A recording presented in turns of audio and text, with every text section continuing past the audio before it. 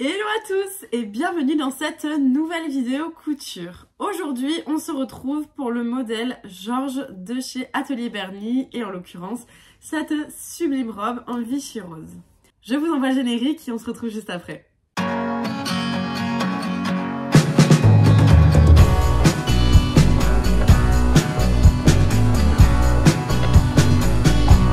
Alors comme vous pouvez le constater, on a une super lumière mais qui est vachement changeante, donc ne faites pas attention à la lumière, il y a beaucoup de nuages, le soleil sort, le soleil rentre, bref, c'est pas bien important mais juste pour vous le préciser. Alors donc petit point sur la robe Georges de chez Atelier Berny, comme je vous le disais en introduction. Alors même si je viens de la finir, je me munis quand même du patron pour me rappeler un petit peu des particularités du modèle. Donc déjà pour vous le montrer un petit peu, voici à quoi il ressemble. Donc les différentes versions qui existent. Moi en l'occurrence j'ai choisi cette version là de cette longueur là à peu près. Mais voilà, vous avez la possibilité de faire un col retourné comme ceci, de faire un nœud dans le dos, de faire simplement un haut et pas une robe, d'en faire une un peu plus longue et vous avez même la possibilité évidemment de rallonger pour aller jusqu'au pied parce que là on est sur une robe midi, là une robe courte et vous pouvez du coup faire une robe longue. Donc c'est un patron qui va du 32 au 50. Au niveau des difficultés, il y a marqué niveau intermédiaire 3 sur 5. Personnellement c'est pas un modèle que j'ai trouvé dur. Déjà il n'y a pas beaucoup d'étapes donc en vrai on arrive vite au résultat. Et voilà, ce qui va être peut-être un petit peu compliqué dans les points, ça va être de faire la boutonnière, surtout si vous en avez jamais fait, mais il y a des tutos très bien sur YouTube pour réaliser des boutonnières et normalement chaque machine à coudre à ce point là. Moi c'est vrai qu'en parlant de boutonnière, ma machine à coudre, donc c'est vraiment la première machine à coudre que j'ai achetée il y a 3-4 ans quand je me suis lancée dans la couture. Donc c'est vrai qu'elle a ses limites et justement au niveau de la boutonnière, elle fait pas des finitions extraordinaires. Mais tant pis, c'est comme ça. J'ai pour projet de me racheter bientôt une machine à coudre, mais c'est vrai que ça coûte de l'argent. Et là j'ai une machine à coudre Singer de à peu près 150-170 €, je sais plus exactement. Donc vraiment les premiers prix que vous pouvez avoir pour avoir une machine pas trop mal. Et franchement j'ai cousu des kilomètres et des kilomètres de bobines, donc en vrai elle a complètement fait le taf. Mais c'est vrai que pour certains points, notamment les boutonnières qui sont quand même assez fréquents quand on se fait des vêtements, et ça a vachement ses limites. Donc voilà, j'aimerais investir, mais pour le coup je voudrais pas forcément passer non plus à 200, 250 ou 300 €. J'aimerais mettre un peu plus de budget, donc forcément ça coûte plus cher. Et voilà, donc pour l'instant je reste avec celle-ci, mais j'espère dans les mois à venir pouvoir m'offrir une machine à coudre un petit peu mieux. Bref, donc du coup en parlant de boutonnière, je vais vous montrer un petit peu le résultat que ça fait avec ma machine à coudre, qui est vraiment une basique de basique. Donc voilà, c'est une toute petite boutonnière là pour le coup, parce que c'est des tout petits boutons, mais voilà, c'est pas hyper propre. Mais voilà, encore une fois, ça fait le taf, et c'est vrai qu'une fois qu'il y a le bouton dedans, voilà, on voit plus trop, faut vraiment regarder de près.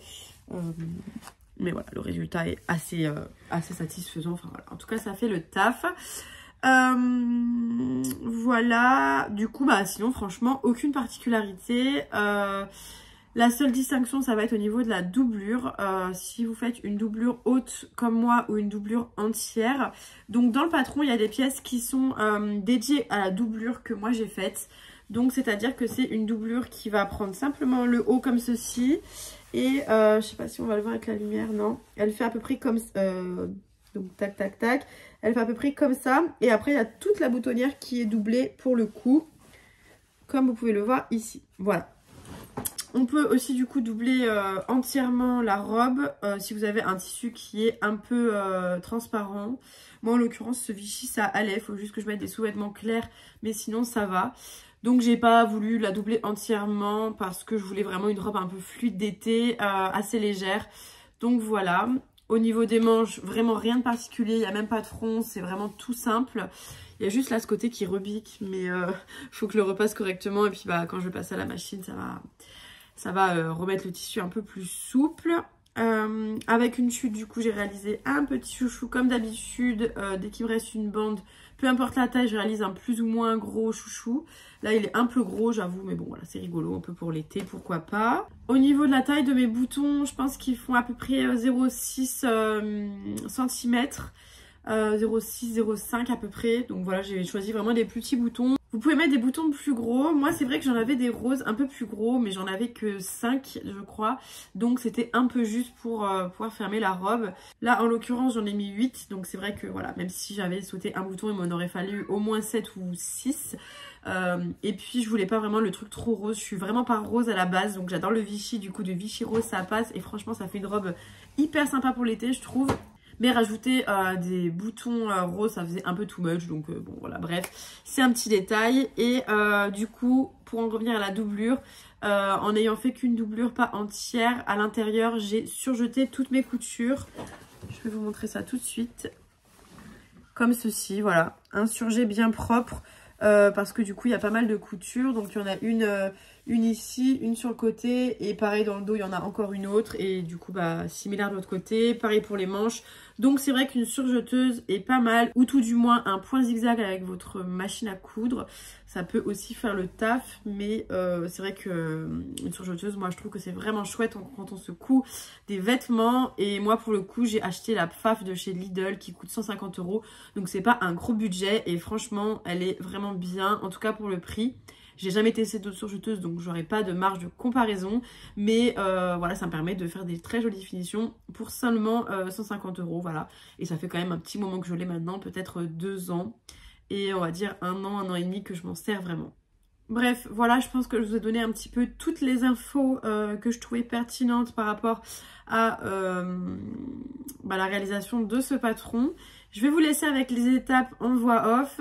J'espère que ce sera assez clair, parce que c'est vrai que quand je filme, je me rends jamais vraiment compte si je filme bien toutes les étapes, si je suis bien devant l'angle de la caméra, etc. Et en voix off, des fois, c'est pas évident d'expliquer. Mais de toute façon, si vous décidez de coudre ce patron, vous avez le livret explicatif de chez Atelier Berny qui est vraiment très clair. Donc c'est vrai que des fois, on a besoin d'être imagé. Donc j'espère que mes images pourront vous aider dans la réalisation de ce patron. En tout cas, n'hésitez pas à m'envoyer sur Instagram vos résultats. J'ai échangé avec l'une d'entre vous à ce sujet. Donc d'ailleurs, je te fais un petit coucou. Et ben, je suis toujours très contente de discuter avec vous sur Instagram notamment, ou même en commentaire de ces vidéos. Et du coup, si vous réalisez ce modèle grâce à ma vidéo, ou que vous êtes tombé par là et que vous êtes en train de réaliser ce patron, n'hésitez pas à m'envoyer le résultat, je serais très curieuse. D'ailleurs, je trouve que la robe Georges, ou en tout cas le modèle Georges chez Atelier Berny, est un peu sous-coté pour la beauté et la simplicité, je trouve, de la réalisation du patron. À chaque fois que je commence un nouveau patron, je recherche toujours sur Instagram avec les hashtags, etc., des modèles pour voir un petit peu les tissus que les personnes ont utilisés, les versions qui ont été faites, etc. Et c'est vrai que sur le modèle Georges, il y a très peu de photos. Je crois qu'il y en avait maximum une dizaine sur Instagram avec le hashtag en tout cas. Donc je trouve que c'est hyper dommage, parce que c'est vraiment un modèle trop canon. Donc n'hésitez pas à vous lancer, et franchement je suis archi contente du résultat. Donc bref, ceci étant dit, je vous laisse avec les étapes et je vous retrouve en fin de vidéo.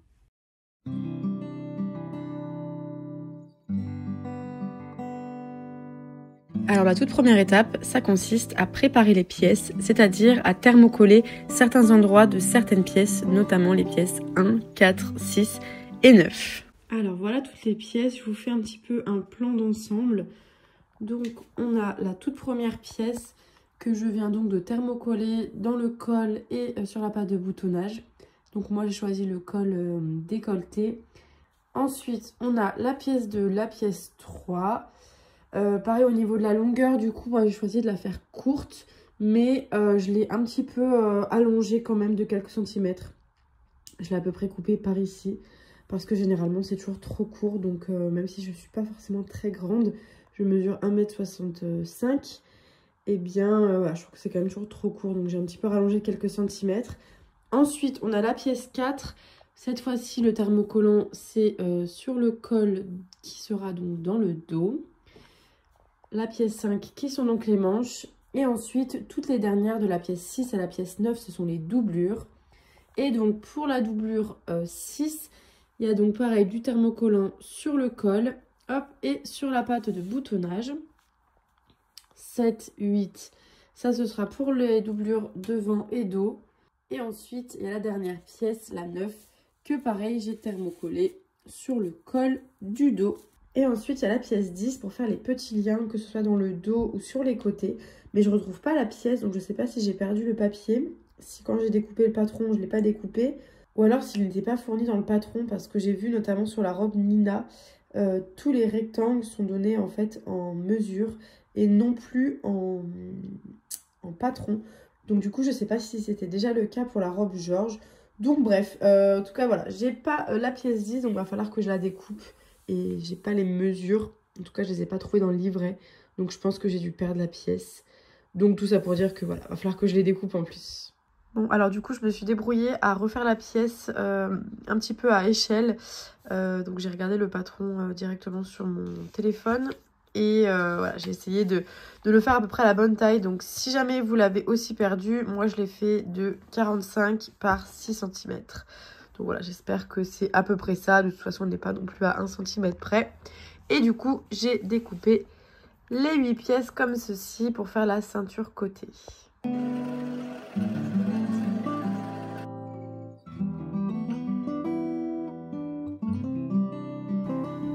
La deuxième étape consiste à coudre les ceintures. Pour cela, il suffit de mettre endroit contre endroit 2 pièces que vous venez de découper et de coudre 2 grands côtés et un petit côté.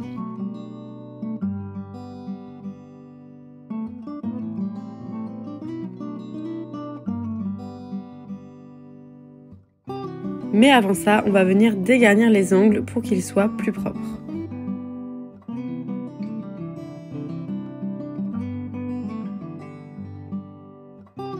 On fait la même chose pour les 3 autres pièces et on va venir enfin retourner les 4 pièces de la ceinture.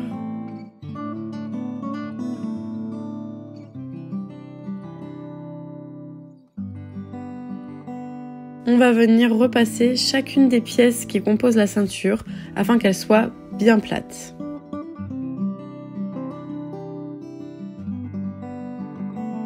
Et voici le résultat. Ensuite, on se munit des pièces 1 et 2 et on va venir les assembler entre elles en respectant l'écran de montage. Pour l'écran de montage, il suffit simplement de regarder sur le patron et de reporter les marques directement sur le tissu.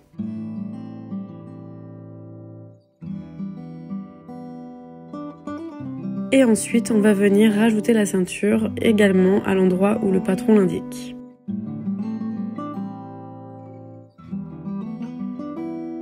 On fait également la même chose de l'autre côté.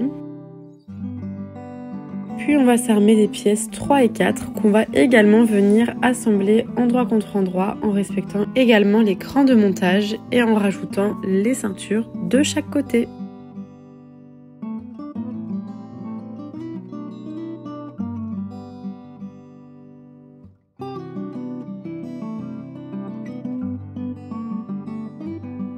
Alors maintenant, on passe à la doublure pour coudre toutes les pièces entre elles. Et donc, on a la pièce 6, 7, 8, 9, 8, 7 et 6. Voilà, donc j'ai remis toutes les marques de montage que vous voyez ici. Et du coup, je vais venir épingler endroit contre endroit chacune des pièces ici et les coudre entre elles. Une fois que tout est épinglé, il faut tout simplement passer à la couture.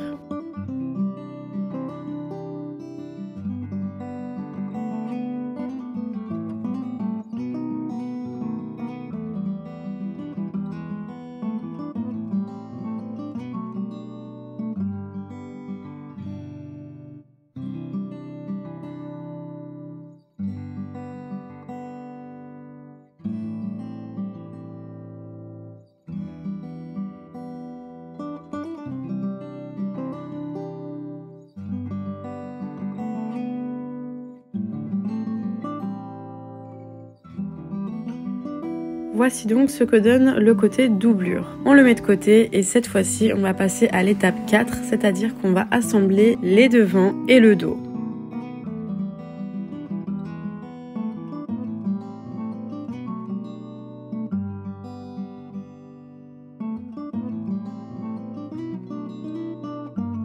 Cette fois-ci, je sors la surjeteuse. Si vous n'en avez pas, vous pouvez faire un point zigzag à la place. Et du coup, je viens surjeter les fameuses coutures des côtés et des épaules. Mais je vais venir surjeter également les autres coutures que j'ai fait en amont, simplement à la machine à coudre, afin de faire de plus jolies finitions à l'intérieur et pour éviter que le tissu s'effiloche avec le temps. Maintenant, on va venir assembler la doublure avec le tissu principal et pour cela, on va venir les épingler toujours endroit contre endroit.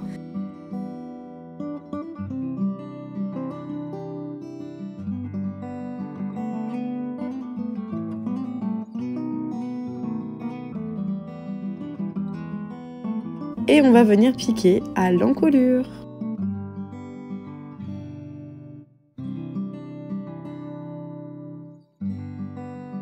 On vient cranter le col, puis on va venir se munir du fer à repasser pour venir mettre en place les coutures que l'on vient de faire et également replacer correctement le thermocollant qu'il y a en dessous.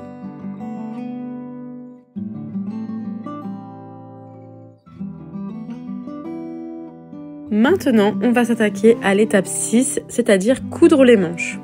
Après avoir cousu et surjeté la couture de manche, on va pouvoir passer à l'ourlet de la manche et pour cela, on peut se munir du fer qui peut nous aider à bien placer correctement l'ourlet.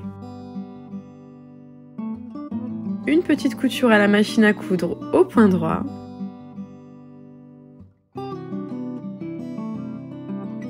Et on vient fignoler cette couture au fer à repasser. On vient ensuite assembler les manches avec le corps de la robe et vous verrez que ça tombera pile poil comme il faut, il n'y a même pas besoin de froncer et ça c'est vraiment chouette.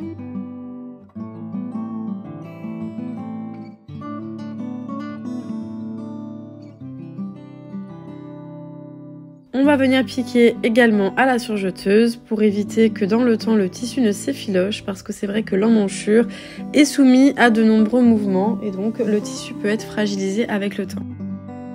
Et voici ce que ça donne, j'adore cet effet de manche, franchement c'est hyper canon. Maintenant, on va parler un petit peu finition et là c'est quelque chose que j'ai rajouté parce que dans le livret je n'ai pas vu ceci. Je viens tout simplement faire un revers sur la doublure que je vais passer au fer à repasser et je vais venir piquer à la main pour maintenir la doublure à chacune des coutures verticales de la robe. Voilà, ça fait quand même un petit peu plus propre quand même. On repasse tout ça et cette fois-ci, on va s'occuper de l'ourlet du bas de la robe. À l'endroit où il y a le thermocollant pour la patte de boutonnage, je vous conseille de découper le bout du thermocollant à l'endroit où vous allez faire l'ourlet pour éviter des surépaisseurs. On repasse, on épingle tout ça et ensuite on le passe à la machine à coudre au point droit. Ensuite, on va arriver sur la dernière étape, c'est-à-dire faire votre patte de boutonnage. Et voici le résultat, la robe est enfin terminée.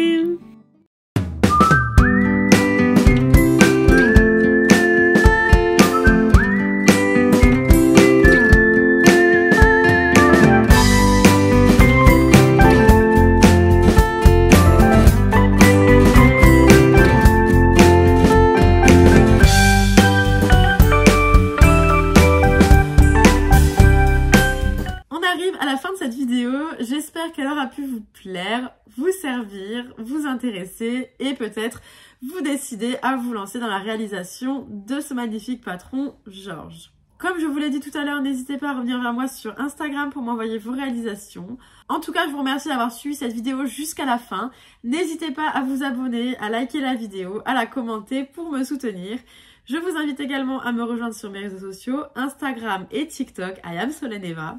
En attendant, je vous souhaite une très bonne journée ou une bonne soirée en fonction de l'heure à laquelle vous regardez cette vidéo. Et je vous dis à très bientôt.